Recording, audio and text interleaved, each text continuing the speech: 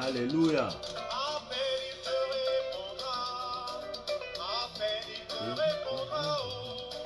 Jésus.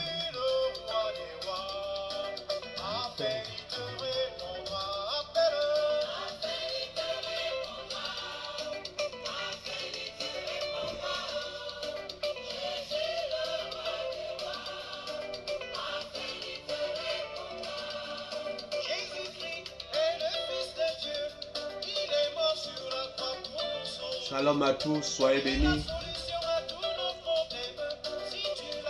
Nous sommes encore ce matin dans les temps favorables.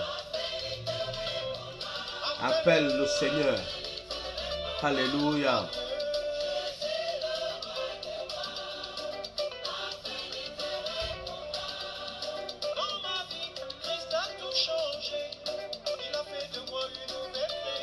Alléluia.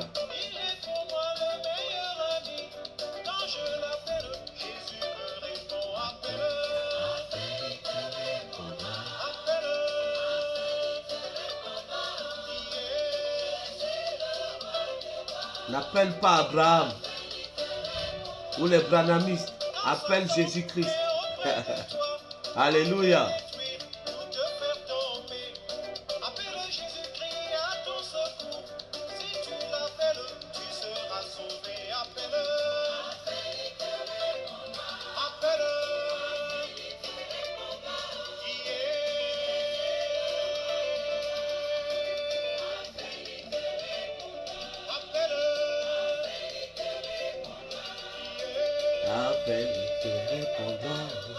Appelle le Seigneur encore ce matin. Appelle le Seigneur. Alléluia. Si tu as des problèmes, appelle Jésus-Christ, le Fils de Dieu. Il est le meilleur ami. Il est le meilleur secours en cas de problème. Avec Jésus, tu changes. Celui qui est en Christ est une nouvelle Alléluia. créature. Les choses anciennes sont passées. Et voici, toutes choses sont devenues nouvelles. Tout a changé, oh. Tout a changé, oh. Avec Jésus dans ma vie, tout a changé, oh. Tout a changé, oh. Tout a changé, oh. Avec Jésus dans ma vie, tout a changé, oh. Il est la solution à tous mes problèmes. Avec Jésus dans ma vie, tout a changé, oh. Tout a changé. Même pour la femme samaritaine. Tout a changé. J'étais malade, Jésus-Christ m'a guéri. Alléluia. Avec Jésus dans ma vie, tout a changé, oh. Quand tu rencontres Jésus, tu ne peux pas rester la même personne. Alléluia. Le marabout ne peut rien me faire. Moi j'ai Jésus dans ma vie, tout a changé, oh. Il change tout. Tout. Tous les domaines de notre vie. Alléluia. J'ai Jésus dans ma vie, tout a changé.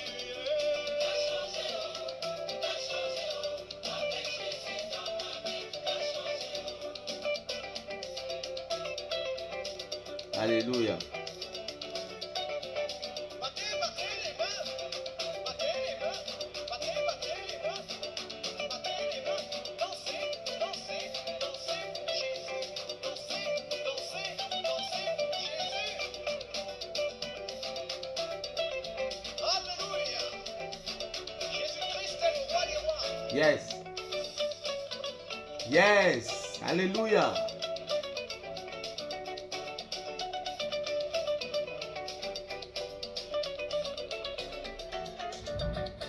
Jésus-Christ a tout payé.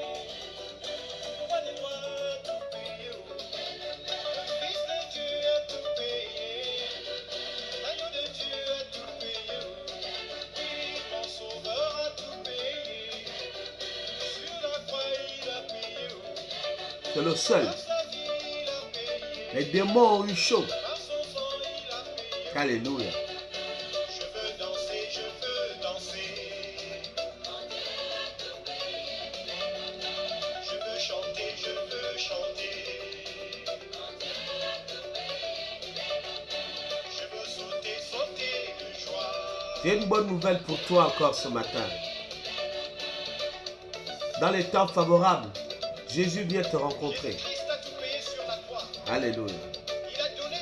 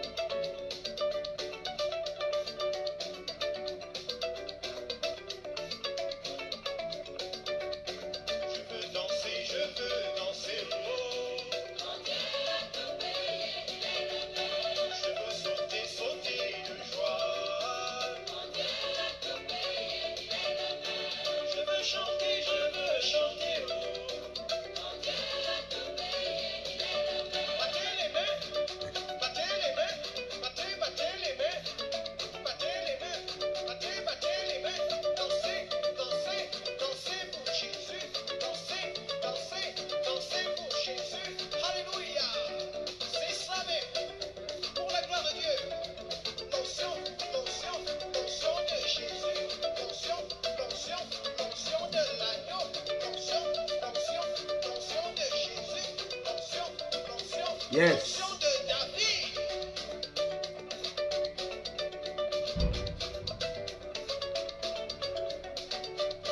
Je veux danser, je veux danser.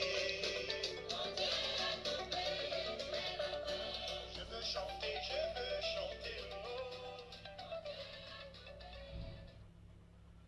Amen. Shalom. Soyez bénis. Je suis tellement dans la joie de vous retrouver encore ce matin et de pouvoir partager ces moments ensemble. Alléluia. Nous sommes encore dans les temps favorables. Et dans les temps favorables, nous glorifions le nom de celui qui nous a sauvés, Jésus-Christ, Fils de Dieu vivant. Car il n'est plus à Nazareth, mais il est assis à la droite de notre Père. Il intercède pour nous en notre faveur. Amen. Ce Jésus est tellement merveilleux que la Bible nous parle de lui comme étant l'homme de Galilée. C'est-à-dire que lorsqu'il allait quelque part, il faisait toujours du bien. Tout ce qu'il touchait se transformait. Et lorsqu'il parlait, il se passait toujours quelque chose. Ce n'est pas normal qu'aujourd'hui, après 2000 ans, que Jésus-Christ est allé à la croix, il a vaincu les démons, Satan, le diable, la mort, tout ce que nous savons aujourd'hui, que notre vie chrétienne demeure la même. Bien-aimés, les Écritures sont simples. Amen. Il y a eu un avant Jésus-Christ, la loi de Moïse et tout le reste. Il y a eu le Jésus-Christ, Dieu homme, sur la terre, qui est venu pour apporter une bonne nouvelle. Et cette bonne nouvelle était pour venir redonner de l'espoir, pour venir redéfinir les choses d'une autre manière, révolutionner les choses, afin que nous montrions le chemin, le véritable chemin, car l'homme était perdu. On se rend compte aujourd'hui que l'homme est toujours perdu. L'homme sans Dieu, même avec Dieu, est encore perdu. Perdu dans sa culture, dans ses coutumes, ses traditions. Beaucoup sont encore restés au temps de la loi. Mais nous sommes au temps de la grâce. La Bible dit que nous sommes l'Église. Notre corps est le temple du Saint-Esprit. Ce n'est plus le bâtiment. L'Église, c'est toi et moi. Cette Église que Christ a bâtie au travers de Pierre. Tu es Céphas, tu es Pierre, tu es Céphas. Et sur cette pierre, je bâtirai mon église. C'est ce qu'il a dit, je bâtirai mon église. Quand quelqu'un dit je bâtirai mon église, ça veut dire que il veut apporter un changement, quelque chose de nouveau par rapport à ce qui existait avant, puisqu'il n'y avait pas d'église, il n'y avait que des temples. La loi favorisait le péché. La loi de Moïse ne condamnait pas le péché. Amen. Mais au travers de son sacrifice à la croix, nous avons accès à un nouveau sacerdoce, le royal.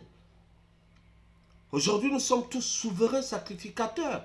Pourquoi est-ce qu'il allait encore prendre ce qui dépendait, entre parenthèses, des ordonnances de Moïse, de la loi cérémonielle, et ramener ça dans le nouveau sacerdoce? Non, nous ne pouvons pas faire ainsi, parce que l'église que Christ a bâtie, cette nouvelle église, il a bâti sur un nouveau fondement, le fondement des apôtres. Amen. Hein? Pour mieux comprendre comment cette église a marché avec Christ, lisons les actes des apôtres, comment lui-même, il a montré le chemin aux apôtres. Qu'est-ce qu'ils devaient faire? Et c'est ce que nous devons reproduire aujourd'hui. Mais malheureusement, nous nous rendons compte que beaucoup de serviteurs de Dieu et beaucoup de chrétiens sont encore attachés à la loi de Moïse. Et ça, c'est bien dommage. Parce que la loi de Moïse, en vérité, n'est que la lettre.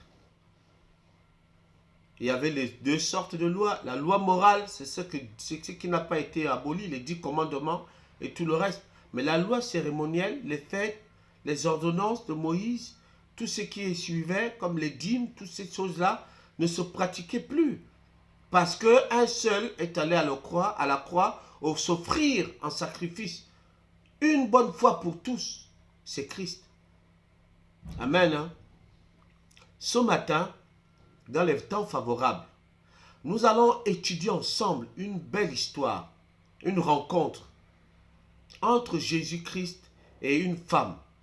Pour la première fois, la Bible va nous enseigner cette rencontre qui a eu lieu entre Jésus-Christ et la femme samaritaine à Sichar. Pour la première fois, Christ va s'adresser à une femme. Il va évangéliser une femme. Dans quel but? Nous allons comprendre. C'était d'apporter d'apporter à cette femme une nouvelle orientation, une nouvelle façon de voir les choses. Et nous allons comprendre durant ce récit de Jean 4, à partir du verset 1 que nous allons lire, que cette femme, en vérité, n'était pas étrangère à la loi. Elle connaissait la loi de Moïse. Elle connaissait les promesses.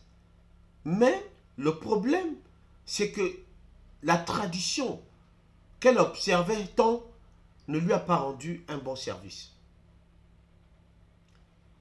Nous allons comprendre et faire le parallèle par rapport à nous aujourd'hui. Par rapport à notre foi. Est-ce que nous suivons vraiment Christ ou nous le faisons par tradition ou par culture ou par effet de mode? Lisons ensemble Jean 4 à partir du verset 1. Amen. Nous allons lire la Bible.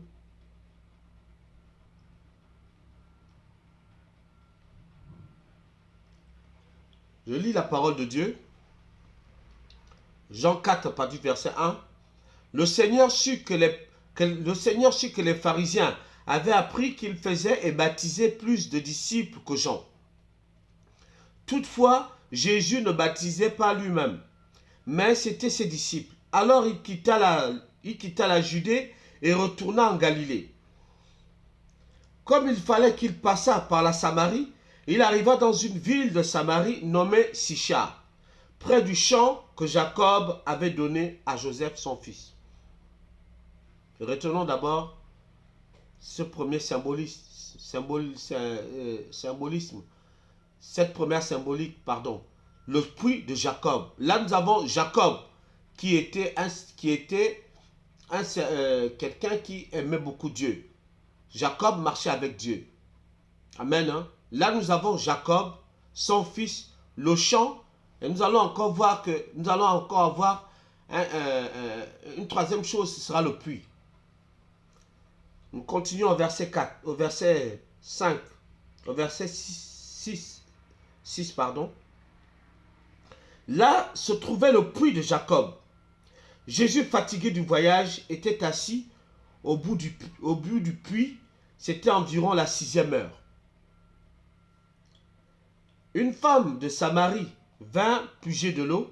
Jésus lui dit, « Donne-moi à boire. » Car ses disciples étaient allés à la ville pour acheter des vivres.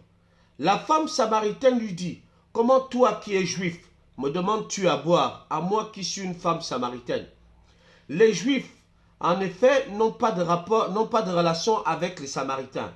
Jésus lui répondit, « Si tu connaissais le don de Dieu, et qui est celui qui te dit, donne-moi à boire, tu lui aurais toi-même demandé à boire, et il t'aurait donné de l'eau vive. » Seigneur, lui dit la femme, tu n'as rien pour puiser, et le puits est profond.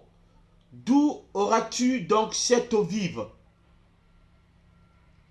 Au verset 12, es-tu plus grand que notre père Jacob qui nous a donné ce puits et qui en a bu lui-même, ainsi que ses fils et ses troupeaux?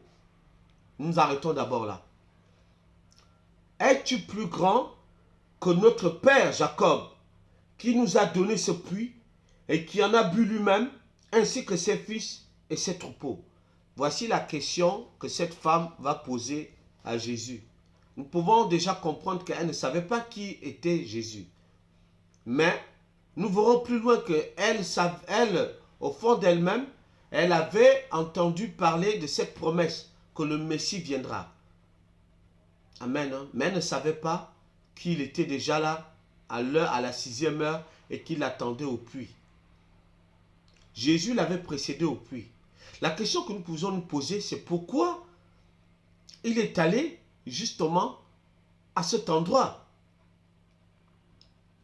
Certes fatigué du voyage, mais pourquoi précisément au puits de Jacob?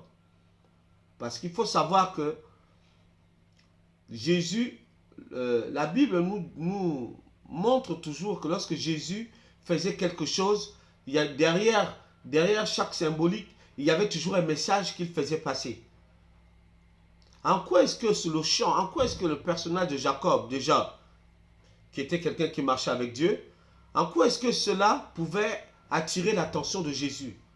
Parce que non seulement il y avait un puits, et le puits aujourd'hui, le puits à l'époque, c'était quelque chose qui pouvait rassembler beaucoup de personnes. Nous savons que c'est un endroit où des gens peuvent aller pour aller puiser de l'eau, comme cela se fait d'une manière traditionnelle. C'est tout à fait normal, bien sûr. Les gens dans un village de Sichar n'ont pas de l'eau potable. Donc forcément, le puits de Jacob, comme ça appartenait à Jacob, eh bien, peut-être que ce puits regorgeait des bénédictions. Parce que je suis sûr que la femme samaritaine, en allant boire, en allant puiser de l'eau du puits de Jacob, prenait souvent cela très au sérieux, parce qu'elle pensait que lorsqu'elle buvait de cette eau la purifiait de ses péchés. Cette eau apportait un bien-être à sa personne. Et qu'elle pensait peut-être qu'en allant toujours puiser de cette eau, qu'elle était, chaque fois qu'elle pouvait boire de cette eau, ou utiliser cette eau dans sa maison, et que c'était une manière de pouvoir dire à Dieu, regarde, chaque jour je vais puiser de l'eau dans le puits de ton serviteur Jacob, mais ne sachant pas que les choses allaient changer. Et que Jacob, bien étant mort, encore une fois de plus, il y avait là une forme d'adoration, comme nous avons vu la dernière fois, qu'Abraham, malgré qu'il soit mort, mais les gens sont restés attachés à Abraham, à la doctrine d'Abraham. Ils en ont même fait une doctrine. Le pauvre Abraham qui craignait Dieu n'avait jamais demandé ainsi. Et là, nous avons encore un autre problème. C'est Jacob. Le puits de Jacob était devenu maintenant comme un mausolée. Un endroit où il fallait absolument y aller comme une forme d'adoration. C'était devenu de l'idolâtrie. C'est-à-dire que si tu ne buvais pas de l'eau du puits de Jacob, certainement, tu n'étais pas purifié, puisqu'elle se disait samaritaine. Donc, comme les Samaritains, plus ou moins, étaient considérés comme des incirconcis, des gens qui vivaient dans le péché. Et donc, pour eux, cette manière de faire, et comme ils avaient le puits de Jacob, et comme Jacob craignait Dieu, pensant que, comme Jacob craignait Dieu, alors l'eau qui était dans le puits de Jacob était certes sanctifiée, et cette eau pouvait leur faire du bien. Mais ce n'était pas vrai. Amen. Hein? Et Jésus voulait justement apporter cet éclaircissement. Voulait certainement venir dire à cette femme que ce n'est pas de cette façon, ce n'est de faire que tu pourras être agréable à Dieu. Puisque cette eau ne changeait pas sa vie. Nous allons voir pourquoi. Jésus va apporter quelques paroles de connaissance dans sa vie. Pour lui faire comprendre que depuis des années que tu bois l'eau du puits de Jacob, cette eau n'a pas changé ta vie.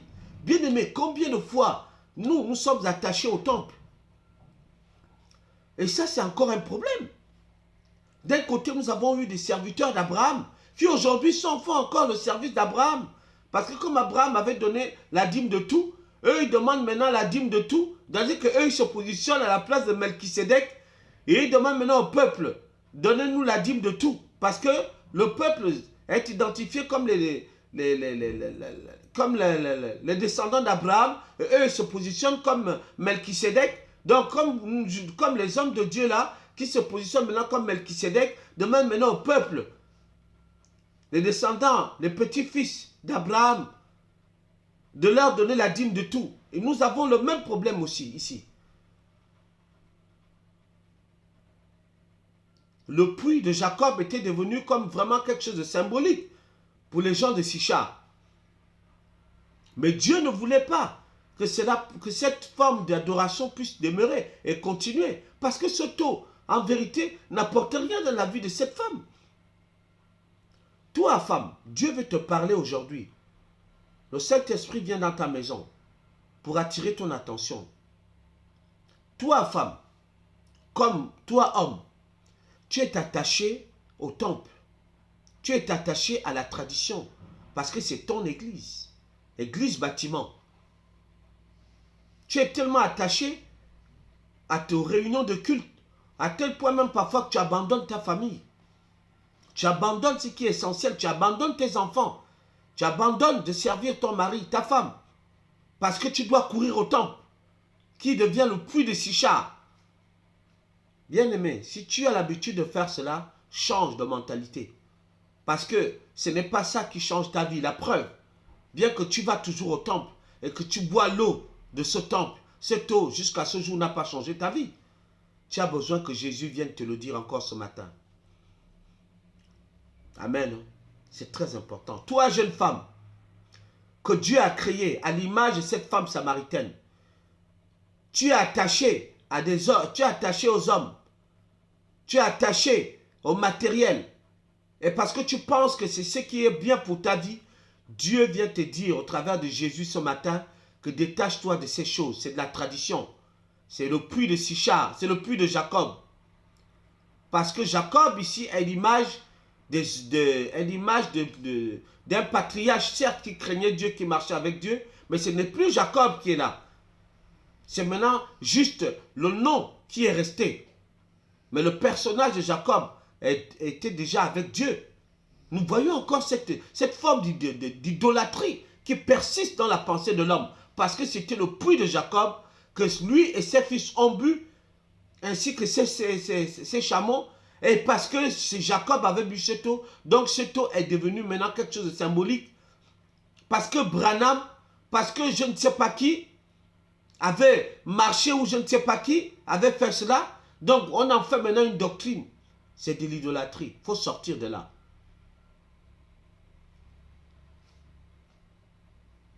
Le puits de Jacob aujourd'hui, il représente maintenant beaucoup de ces églises où il n'y a que de l'eau, mais il n'y a pas le Saint-Esprit. Mais il n'y a pas Christ dedans. Tu as 10 ans, 15 ans, tu vas toujours dans la même assemblée, mais ta vie ne change pas. Depuis que tu fais d'église à église, tu vas de miracle en miracle, il n'y a rien qui change. C'est le puits de Jacob qui te donne cette eau. Et cette eau ne change pas ta vie. Il est temps que tu le comprennes aujourd'hui. Je suis venu te dire d'arrêter d'aller puiser au puits de Jacob. Pas d'arrêter d'aller adorer Dieu. Tu peux continuer à aller dans ton église, mais il faut que tu changes ta façon d'adorer. Ce n'est plus forcément aller boire au puits de Jacob.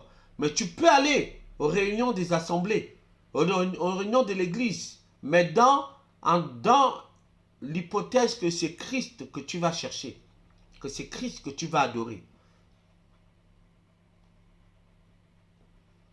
Le puits de Jacob est aussi identique à ce qu'on appelle la tradition des hommes. Derrière le puits de Jacob peut se cacher la loi, la tradition des hommes.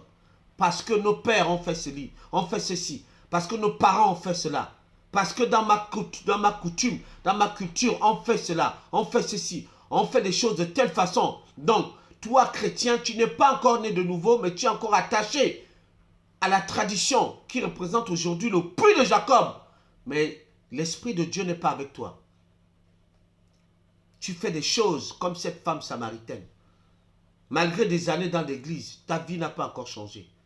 Malgré des miracles que tu as pu entendre et pu voir, ta vie n'a pas changé parce que tu ne bois pas la bonne eau. L'eau que tu bois, c'est l'eau du puits de Sichar, le puits de Jacob, bien-aimé. Si ton pasteur te prêche toujours Abraham, te prêche toujours Moïse, et ne te prêche pas la grâce qui est venu par Christ, c'est-à-dire que le changement, la nouvelle naissance, le pardon des péchés, le Saint-Esprit, fais attention, c'est que cet homme-là, lui-même, est l'image du puits de Jacob. Il n'a pas de révélation en lui, parce que l'esprit de Christ n'est point en lui. Il représente le puits de Jacob, qui est simplement rempli d'eau, de connaissance, mais sans esprit de Dieu. Amen. Voilà ce qui s'est passé. Et cette femme a été voilée. Mais nous allons voir qu'elle n'ignorait pas qu'un certain Christ viendra. Elle le savait. Mais l'eau du puits de Jacob ne lui rendait pas service. Mais elle était quand même attachée à cette forme d'adoration charnelle. Parce que c'était le puits de Jacob. Donc comme c'est le puits de Jacob, alors cette eau, certainement, me purifie. Parce que c'est l'eau bénite. Voilà d'où viennent les pratiques qu'on va prendre l'eau bénite. C'est à cause de ces images-là, l'eau du puits de Jacob. Juste une parenthèse, l'eau bénite là, que vous allez chercher là, qui a béni cette eau pour qu'elle soit bénite? Est-ce que c'est Dieu ou c'est parce que c'est l'eau avec laquelle on a lavé les morts, qu'on amène dans les églises catholiques et tu appelles ça de l'eau bénite? Sache que celui qui bénit cette eau, s'il n'est pas rempli du Saint-Esprit, mais il n'en est rien d'un esclave ou de celui qui est mort. Il est comme l'eau du puits de Jacob. Celui qui te vend l'huile d'onction, soi-disant onction. Non, les apôtres ont été remplis du Saint-Esprit. L'onction n'est que la manifestation des œuvres de l'Esprit. Et d'ailleurs, pour te dire aujourd'hui, c'est que Christ lui-même, mais il ne nous a pas abandonnés. Il est toujours présent. Lui-même, il a dit, bien que ne soit pas présent physiquement, mais il est présent par le Saint-Esprit, parce que le Saint-Esprit, c'est l'image, c'est l'Esprit de Christ. Il est présent, mais nous ne le voyons pas, mais il est là. Et il est avec nous. Alors elle lui pose la question, es-tu plus grand que notre père Jacob? Voilà. Elle fait bien de poser cette question, c'est tout à fait logique. Parce qu'elle était perdue. Et parce qu'on lui avait dit qu'à chaque fois que tu iras puiser de l'eau du puits de Jacob, mais ta vie sera changée, tu ne vivras plus dans le péché, tu seras agréable à Dieu. Mais certainement au fond d'elle-même, elle se rendait compte que malgré tout ça, elle passait d'un mari, 2 maris, 3 maris, l'eau du puits de Jacob ne changeait rien en sa vie. Parce qu'elle avait toujours des problèmes, de mêmes problèmes. Elle voulait certainement se marier, avoir des enfants. Mais à cause de l'eau du puits de Jacob dont elle espérait la délivrance, il n'en était rien. Et Jésus l'avait compris. Et cette femme était remplie de malice. Elle était devenue vicieuse. Elle avait des esprits de séduction. Malgré tout cela, parce que l'eau du puits de Jacob n'avait rien changé en elle. Et nous voyons aujourd'hui que ce même esprit est devenu comme une gangrène dans nos générations aujourd'hui. Allez-y, précisément dans nos pays. Vous allez voir comment se comportent les jeunes filles. Parce qu'on leur a appris à aller boire à l'eau du puits de Jacob. Donc elles pensent qu'elles ont cultivé un autre état d'esprit. La ruse, la manipulation, la duplicité. Pour gagner. Amen. Hein? Allez-y, va chercher quelqu'un qui est matériellement béni, avec les biens de ce monde, il va t'apporter du bien-être. Voilà comment on a enseigné la nouvelle génération aujourd'hui. Va chercher quelqu'un qui a les moyens, quelqu'un qui pourra t'acheter ceci. Et comment voulez-vous que ces femmes-là aujourd'hui puissent craindre Dieu? Parce qu'on leur a orienté notre façon d'aller chercher, d'aller adorer Dieu. Mais c'est d'aller quoi? Chercher quelqu'un qui est béni matériellement. Et nous le voyons aujourd'hui. Et ça vient d'ici. La femme samaritaine manifeste cet esprit. Mais là, ce jour-là, elle avait peut-être coutume de séduire les Juifs. Mais ce jour-là, elle ne savait pas que celui avec lequel elle parlait allait être la fin de ses souffrances et le début de sa guérison et de sa grâce. Nous allons voir que rien que au travers de ces échanges, Encore une fois de plus, Jésus te dit que Dieu envoya sa parole guérit. Nous le voyons encore ici. Que c'était juste au travers des échanges de la parole. Au travers des échanges de la parole. Jésus voulait pousser cette femme jusqu'au bout de ses tranchées. Qu'elle aille chercher ce qu'elle avait. Elle savait les promesses qu'elle savait, qu'elle avait entendues de Christ, qui étaient cachées, enfouies au fond d'elle-même. Parce qu'elle avait cette promesse en elle. Et nous allons lire par la suite. Et cette promesse était une forme d'espérance. Donc on peut se dire que ce n'était pas par hasard que Jésus s'est retrouvé juste là à la 6e heure. Amen. C'est très important. Pourquoi à la 6e heure? Nous voyons que Jésus lui-même, à la croix, il a rendu l'âme à la 6e heure. Amen. C'est très symbolique. Donc à la même 6e heure, il est venu vers cette femme-là. Pourquoi? Pour ressusciter l'espoir, l'espérance dans la vie de cette femme. Pour lui dire que ce n'est pas de cette manière que tu dois adorer Dieu. Cette femme était dans une situation difficile. Et beaucoup le sont aujourd'hui. Tu te retrouves dans un mariage ou tu te retrouves dans une situation où tu attends peut-être l'aide et le secours de Dieu. Mais on t'a désorienté. Et toi, au lieu d'aller chercher Dieu, au lieu d'aller chercher Christ, en fléchissant les genoux, maintenant, on te dit d'aller puiser au puits de Jacob. C'est-à-dire que d'aller au travers, d'aller dans les églises où il n'y a que de l'eau, simplement, ça veut dire que la connaissance de la parole, mais sans vie. Parce que l'eau représente la vie. La parole, mais la parole de vie, qui est Christ lui-même. Et cette femme avait soif de cette parole. Elle voulait entendre cette parole qui transforme sa vie, qui change sa vie. Et nous allons voir par la suite comment cette parole va trouver un écho dans son cœur. Et quelle sera sa réaction? Elle était sincère, cette femme. Mais elle avait été trompée parce qu'elle avait été mal enseignée, mal orientée.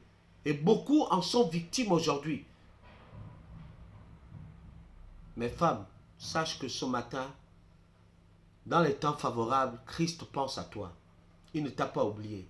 Homme, dans les temps favorables, Christ pense à toi. Toi aussi, tu te retrouves dans cette situation où tu cherches Dieu. Tu cherches des réponses de Dieu. Mais on t'envoie à Sichar. Tu te retrouves à Sichar.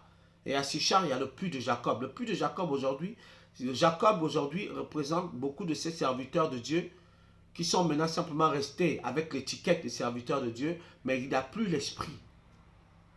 Il n'y a plus l'esprit de Dieu. Amen. La lampe est éteinte. Ils sont devenus comme les vieux prophètes. Rien qu'avec la connaissance, mais cette connaissance qui ne donne plus la vie, qui n'apporte plus la vie.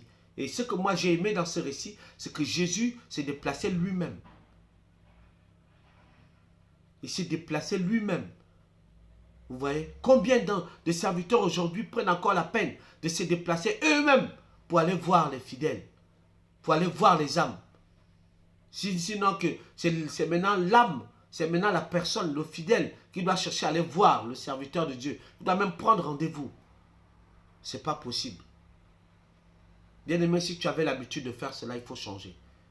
Nous devons être accessibles. Amen. Hein? Nous devons être accessibles à tout moment. Et nous devons comprendre que c'est Dieu nous a suscité au milieu de nos frères et sœurs pour servir les autres et non être servis. Pour servir les autres et non être servis. Si cette dame avait été visitée, fréquentée par un homme qui avait l'esprit de Dieu et qui lui aurait dit arrête d'aller puiser de l'eau, puits de Jacob. Jacob, c'est la tradition. Cette femme certainement aurait été touchée. Mais il n'y avait personne pour le lui dire. Et si Jésus n'était pas allé, elle allait continuer à aller puiser l'eau du puits de Jacob, peut-être jusqu'à la fin de sa vie. Mais Dieu avait besoin de cette femme pour aller annoncer la bonne nouvelle. Pour la première fois dans la Bible, c'est cette femme qui va aller annoncer la bonne nouvelle. Amen. Hein? En Samarie. La bonne nouvelle est rentrée en Samarie au travers de cette femme. Amen. Hein? Donc, femme, Dieu t'aime. Jésus a besoin de toi. Amen. Hein? Nous continuons. Au verset 13. Jésus lui répondit, « Quiconque boit de cette eau aura encore soif. Mais celui qui boira de l'eau que je lui donnerai n'aura jamais soif. Et l'eau que je lui donnerai deviendra en lui une source d'eau qui jaillira jusque dans la vie éternelle. » La femme lui dit, « Seigneur, donne-moi de cette eau, afin que je n'ai plus soif, et que je ne vienne plus puiser ici. » « Va, lui dit Jésus, appelle ton mari et viens ici. » La femme répondit, « Je n'ai point de mari. » Jésus lui dit, « Tu as eu raison de dire, j'en ai point de mari. Car tu as eu 5 maris, et celui que tu as maintenant n'est pas ton mari. En cela tu as dit vrai. » Vous voyez comment la vie de cette femme avait été vraiment... C'était difficile. Mais malgré dans cette difficulté, cette femme était sincère. Elle avait besoin qu'on puisse l'écouter et l'entendre. Amen. Hein? Malgré cette difficulté, Jésus lui dit, va, appelle ton mari. Elle aurait pu dire qu'elle en a un. Mais non. Et pourtant, certainement cet homme l'attendait à la maison. Mais ça, c'est l'image du concubinage. Je tiens à souligner que ici Jésus ne dit pas appelle-moi ton compagnon, ou bien ton copain, il dit mari. Car il faut savoir que chez les Juifs, lorsque un homme et une femme avaient des relations sexuelles, ils étaient déjà mariés. Et Jésus va utiliser cet adjectif en disant que va appeler ton mari. Mais elle va lui dire non, je n'ai pas de mari, parce que celui qui est à la maison, en fait, n'est pas mon mari, c'est mon compagnon. Vous voyez comment le diable peut maintenir des gens dans une forme dans le péché. Et c'est ça, cette image-là que Jésus voulait soulever chez la femme-là, que oui, certes, tu as soif, tu veux boire de cette eau, mais il y a quelque chose que tu as chez toi et que Dieu n'aime pas. C'est que tu vis avec quelqu'un, vous n'êtes pas marié. C'est ce que Jésus était en train de lui dire. Et ce n'est pas le seul, parce que tu en as eu 5 comme ça, depuis que tu bois l'eau du puits de Jacob. Ces 5 maris que tu as eus n'ont rien changé de ta vie. Et celui-là, c'est le 6e. Donc, il faut que tu arrêtes. Ce n'est pas de cette manière que j'ai voulu que tu vives autrement, que tu aies un seul mari et que tu puisses m'adorer moi. Et cette femme avait soif. Elle avait soif d'entendre la bonne parole de Dieu. Et non de boire toujours l'eau du puits de Jacob. Ah, bien-aimé.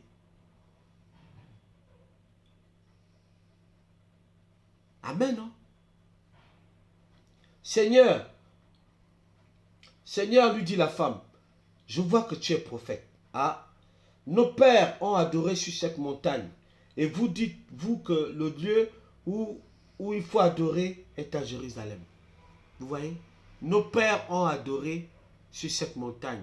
Voilà ce qui se passe. C'est la réalité. Elle a dit la vérité. Nos pères ont adoré à Nazareth. Nos pères ont adoré à Béthanie. Nos mères ont adoré Dieu à Jérusalem, à la montagne. La montagne, c'est des hauts lieux. Les hauts lieux. Là où on faisait des sacrifices. C'est ce que la dame voulait dire. Que la montagne ici représente aussi la tradition. Les traditionalistes là. Ceux qui veulent toujours aller adorer Dieu avec les fétiches. Avec les choses, le culte des ancêtres. Amen. Hein? Femme, lui dit Jésus, crois-moi, l'heure vient où ce ne sera ni sur cette montagne, ni à Jérusalem que vous adorez le Père. Vous adorez ce que vous ne connaissez point. Nous adorons ce que nous connaissons. Car le salut vient des Juifs. Mais l'heure vient et elle est déjà venue, où les vrais adorateurs adoreront le Père en esprit et en vérité. Car ce sont là les adorateurs que le Père demande. Ça veut dire que Jésus est en train de lui dire que dorénavant, tu ne devrais plus aller puiser l'eau du puits de Jacob. Ce n'est pas de cette adoration que Dieu prend plaisir. Le Père est esprit. Il n'est pas à l'image du puits. Il faut que tu l'adores en esprit, en vérité. Or, ça veut dire que si tu bois de l'eau que je te donne, eh bien, cette eau va non seulement apporter la vie en toi, mais elle va aussi apporter le changement. Parce qu'il s'agissait de changer la manière d'adorer, de changer, de désorienter cette femme-là, à la mener à la bonne adoration, aller chercher la bonne eau qui était Christ. Tu es habitué à aller boire toujours la même eau. Tu jures que par les serviteurs de Dieu. Tu jures qu'au nom de ton pasteur. Ton pasteur est même devenu et a pris la place de l'image de Jacob dans ta vie.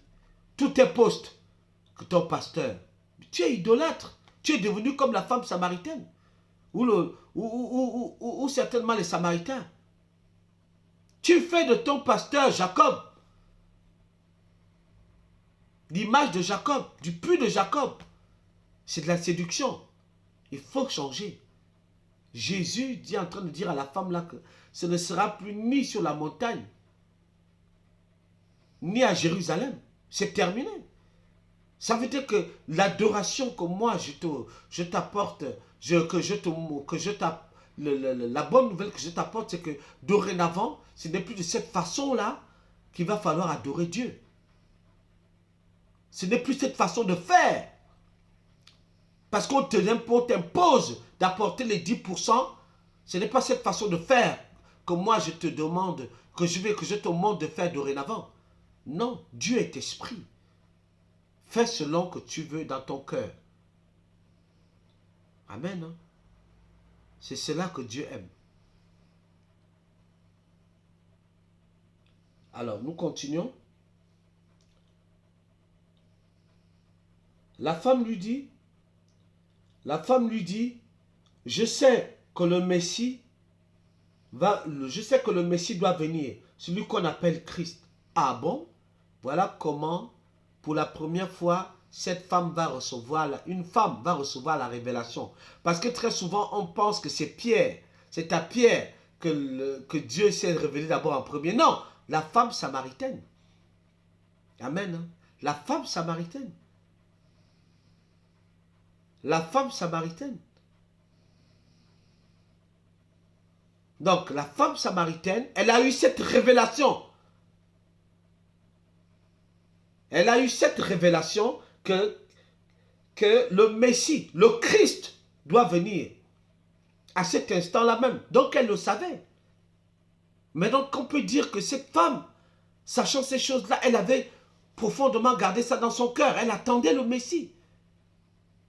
Dans sa souffrance, dans ses difficultés. Oh, comme c'est merveilleux!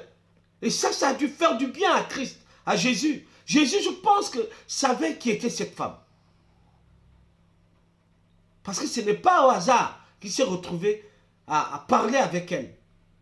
Parce que certainement cette femme attendait le Messie. Comme les Juifs, certains Juifs, malheureusement, aujourd'hui attendent encore le retour du Messie, le Christ. Elle va le lui dire clairement. Voilà, elle va le lui dire. La femme, là-dessus, la femme lui dit, au verset 25, je sais que le Messie doit venir, celui qu'on appelle Christ. Quand il sera venu, il nous annoncera toutes choses. Jésus lui dit, je le suis. Alléluia. Moi qui te parle. Là-dessus, arrivèrent ses disciples qui furent étonnés de ce qu'il parlait avec une femme. Toutefois, aucun ne dit, que demandes-tu? Ou de quoi parles-tu avec elle? Alors la femme, ayant laissé sa cruche, s'en alla dans la ville et dit aux gens, venez voir un homme qui m'a dit tout ce que j'ai fait. tout ce que j'ai fait, ne serait-ce point le Christ? Ils sortirent de la ville et ils vinrent vers lui. Pendant ce temps, les disciples le pressaient de manger, disant, Rabbi, mange. Mais il leur dit, j'ai à manger une nourriture que vous ne connaissez pas. Alléluia.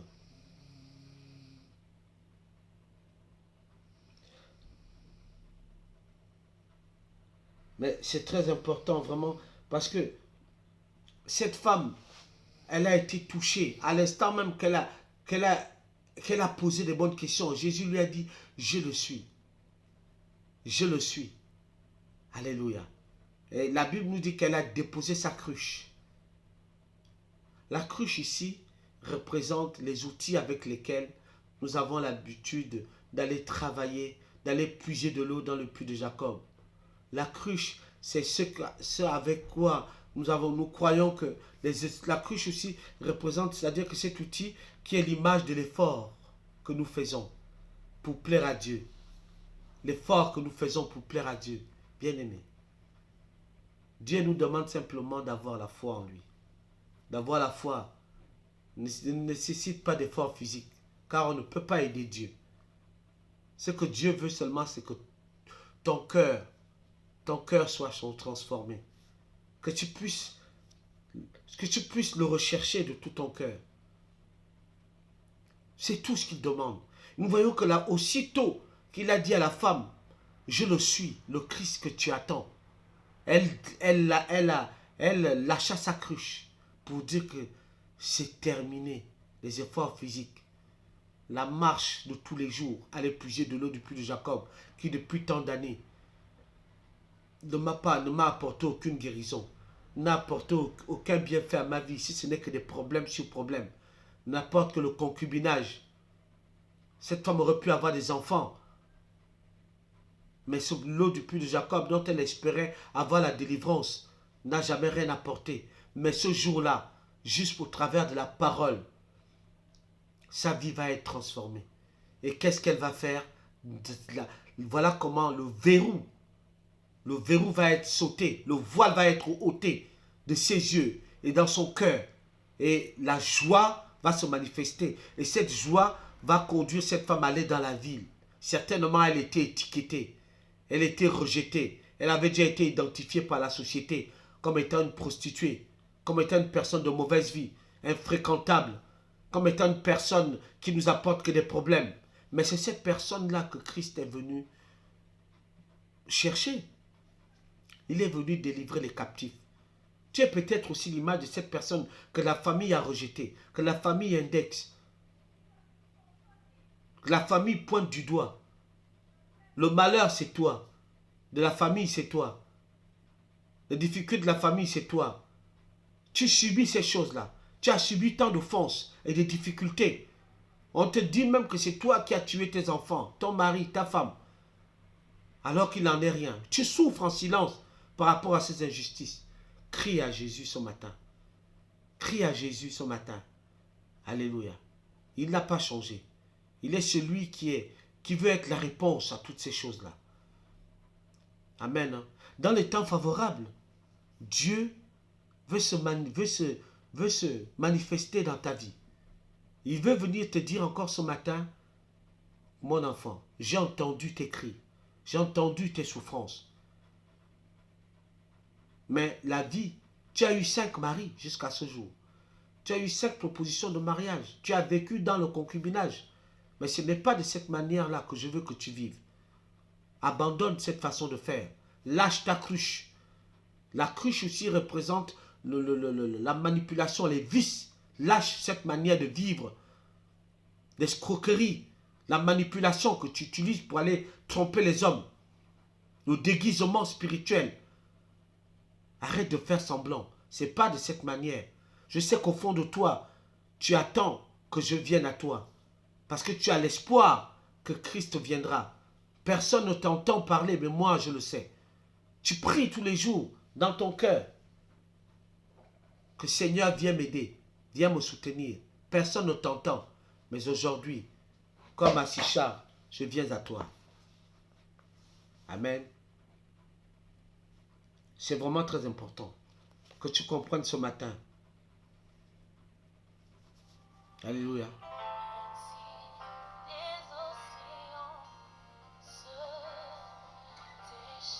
Peut-être que tu as été déçu par les hommes. Tu as été déçu par la famille. Tu ne comprends rien depuis tant d'années. Mais ce matin, comme à Sicha, Jésus vient à toi. Il t'attend à la 6e heure. Il t'a déjà précédé. Il veut que tu changes ta façon de l'adorer. Prends la résolution aujourd'hui de changer la manière d'adorer Dieu.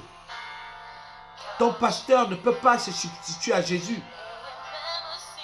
Jésus est venu dire à la femme samaritaine, Jacob fut un temps, mais je suis plus grand que Jacob. Alléluia. Tu dois traverser cette situation avec le Christ.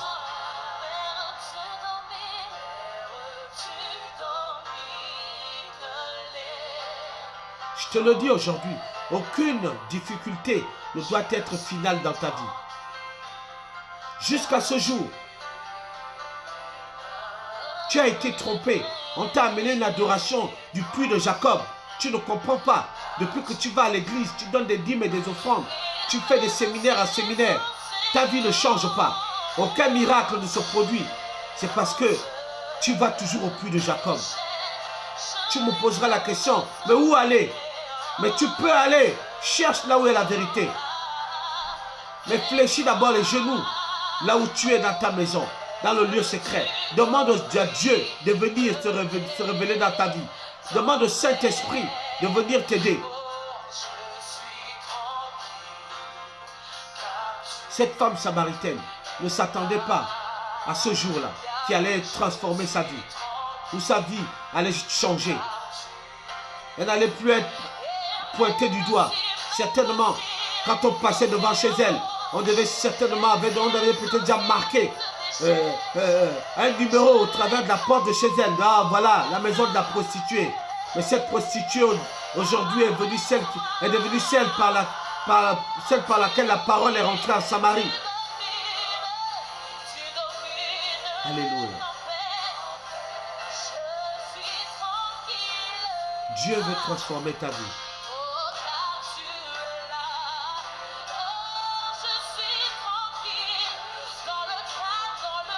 Que le Père vienne à notre aide. Toi, serviteur de Dieu, peut-être que tu as perdu le Saint-Esprit. Tu ne l'as plus et tu le sais. Je t'exhorte à aller retourner vers celui qui nous remplit du Saint-Esprit. Car les apôtres étaient remplis du Saint-Esprit. Va chercher. Va rallumer ta lampe auprès de Dieu. Détourne-toi de la tradition. Cherche Christ. Et apporte la parole de vie aux fidèles pour que leur vie soit transformée. Amen. Même si les océans se déchirent, il sera là à la 6e heure. Moi, j'ai confiance en ce Dieu et je sais qu'il sera là. Alléluia.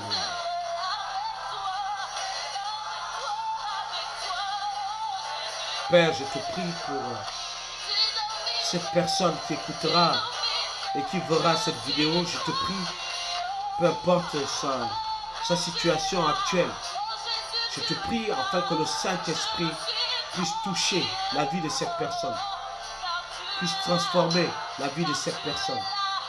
Je te prie que tu puisses visiter cette femme meurtrie, offensée, à cause de l'ignorance de celui que tu es.